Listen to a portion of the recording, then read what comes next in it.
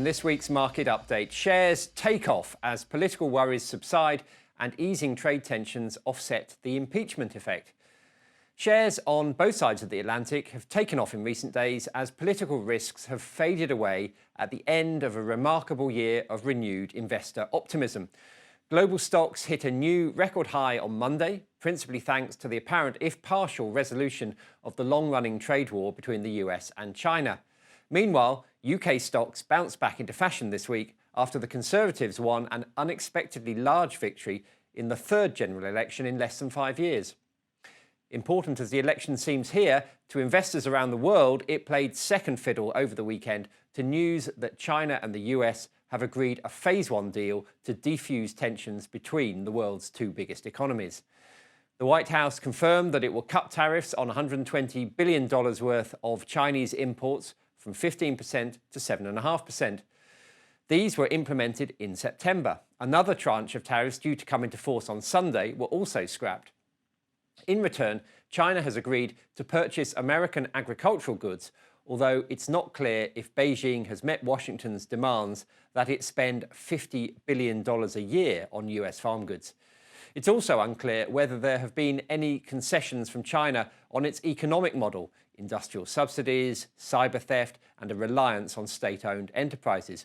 All of these the US has been pushing for throughout the past 2 years of rising tensions. Concerns about an escalating trade war have been one of the darkest clouds over global stock markets over the past couple of years, offsetting the positives of robust job creation and falling interest rates. With an election looming at the end of 2020, President Trump is keen to neutralise trade as a threat to his re-election chances. The S&P 500 closed on Monday night at 3,191. That's up 23% over 1 year and even more year to date. Its gain of close to 30% since January means the US market is on course for its best year since 2013 and its second best since the financial crisis. Back in the UK, having been out of favour ever since the EU referendum in 2016, domestic shares rose sharply on Friday and again yesterday as investors focused on the mismatch between one of the world's least loved markets and the overnight elimination of much of Britain's political risk. UK politics has been in the grip of deadlock for more than 3 years now, so the massive swing to the Tories, delivering an 80-seat majority, promises the unfamiliar situation in which a government can actually deliver on its agenda.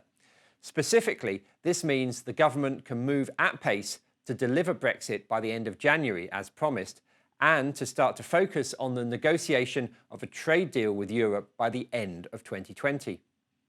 Having been supported by many former Labour voters in a radical reshaping of the political landscape, the Conservatives will also move quickly to shift priorities to the public spending on infrastructure, health, education and security that its socially conservative but formerly left-leaning supporters will now demand. That fiscal boost should help the UK's stagnant economy, with a knock-on benefit in particular to the smaller, homegrown companies in the FTSE 250, which rose by 3.5% on Friday, outpacing the more international FTSE 100. But the good news for markets is not limited to faster overall growth. It also reflects relief that a humbled Labour Party will not now get to push through its far-left agenda of nationalisation and punitive tax hikes on the wealthiest 5% of households and the country's biggest companies. Labour's plans had included a hike in corporation tax to 26% and the creation of a new 50% income tax band, kicking in at a lower level than the current 45% rate. Other investor-unfriendly measures included an alignment of capital gains tax with income tax. Currently, investment gains are taxed much more lightly than income. It also had plans to expropriate 10% of the shares of larger companies, handing some of the proceeds to employees, but keeping the lion's share for the Treasury. So, it was all a step too far for an electorate which also harboured deep-seated reservations about the character of Labour's leader, Jeremy Corbyn. His failure to resonate with areas of the country in the Midlands and North, which had been staunch Labour supporters for decades, effectively killed off any hopes Labour might have had of leading a coalition government, let alone forming its own majority. He is standing down, prompting a leadership election in the first quarter of next year. Investor relief was also reflected in the pound, which rose as high as $1.35 as it became clear that a Conservative victory was in the bag. Sterling also rose against the euro, pushing above €1.20 to the pound. Both the pound and UK shares would probably have risen even further were it not for a residual fear that 2020 may still bring its share of political uncertainty. That's because the next phase of the Brexit process could prove even more challenging than the initial divorce negotiation. Boris Johnson has vowed to put in place a new trade agreement with Europe by the end of 2020, saying he would not take advantage of a proposed extension of the negotiating period to the end of 2022.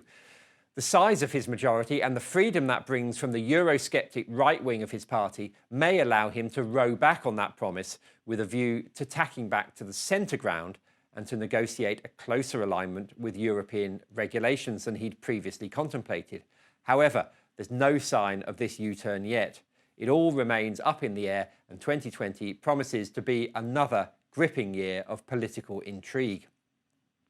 Crossing the Atlantic again, New York may have been focused on the market implications of a trade deal, but down in Washington, attention was on the latest twists and turns of the Democratic bid to impeach the president. The stage is now set for Donald Trump to become only the third president ever to face impeachment. The Judiciary Committee voted yesterday in favour of articles of impeachment, charging the president with abusing his power and obstructing Congress. The full House of Representatives will vote on the charges this week, and only a majority is required to take the process to a full trial of the president in the Senate.